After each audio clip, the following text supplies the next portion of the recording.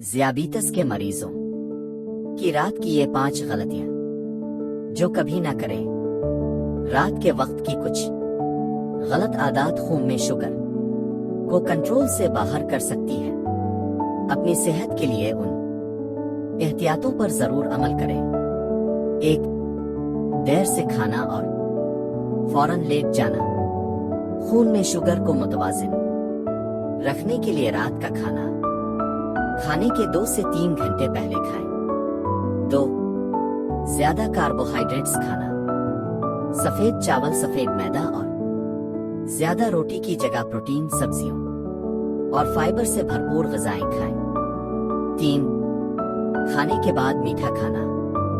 کھانے کے فوراً بعد مٹھائی، کیک میٹھی چیزیں کھانے سے گریز کریں کیونکہ یہ خون میں شوگر کو تیزی سے بڑھا سکتی ہے۔ 4. رات کا کھانا چھوڑنا۔ رات کا کھانا چھوڑنے سے، خاص طور پر اگر آپ انسولین شوگر کی ادویات استعمال کرتے ہیں، تو یہ صحت مند اور متوازن غذا بہترین انتخاب ہے۔ 5. کھانے کے بعد واک نہ کرنا۔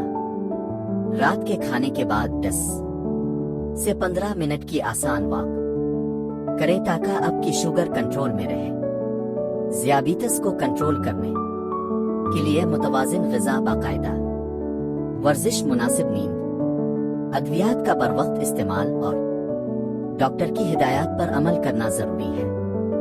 نوٹ: معلومات صرف عمومی آگاہی کے لیے ہے۔ اپنی علاج غذا میں کوئی تبدیلی کرنے سے پہلے اپنے ڈاکٹر سے مشورہ کریں۔